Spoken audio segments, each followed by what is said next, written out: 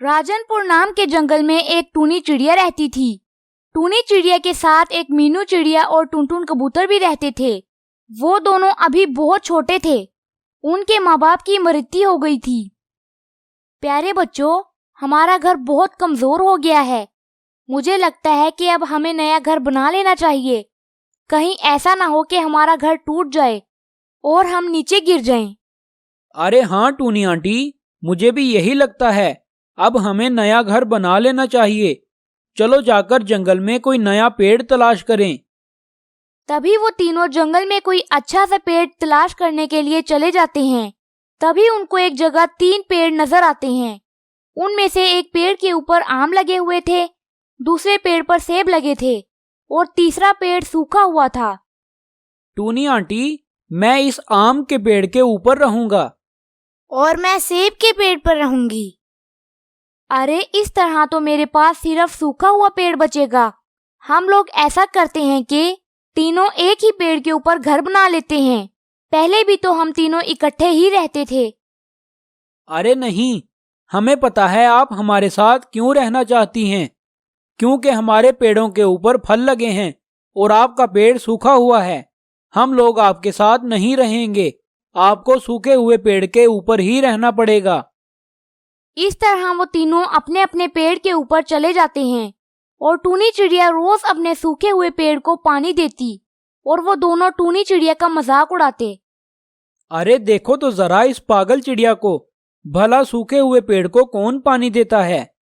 तभी एक दिन टूनी चिड़िया टुनटुन कबूतर के पास जाती है। कबूतर बेटा, आज मुझे जंगल से भोजन नहीं मिला। तुम मुझे अपने पेड़ से थोड़े से आम तोड़कर दे दो।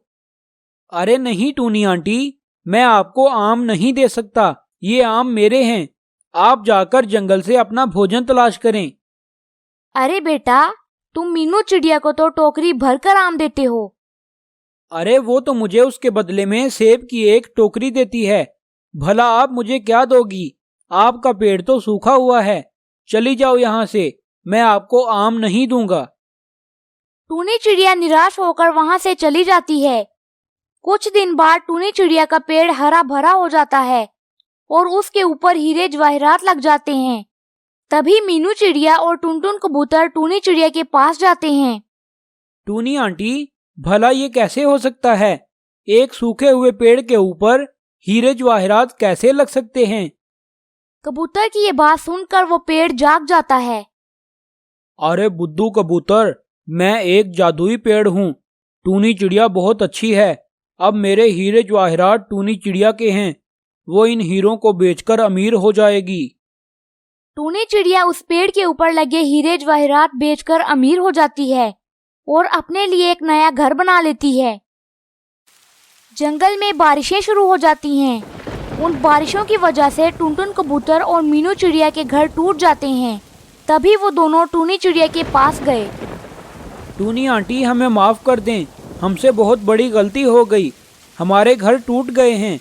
आप कृपया करके हमें अपने घर में रहने दें। इतनी बारिश में भला हम कहाँ जाएंगे? अरे मेरे प्यारे बच्चों, कोई बात नहीं। बच्चों से गलतियां तो होती ही रहती हैं। तुम लोग यहीं रहो मेरे पास। कहीं भी जाने की कोई ज़रूरत नहीं है। आज से हम लोग इकट्ठे रहेंगे।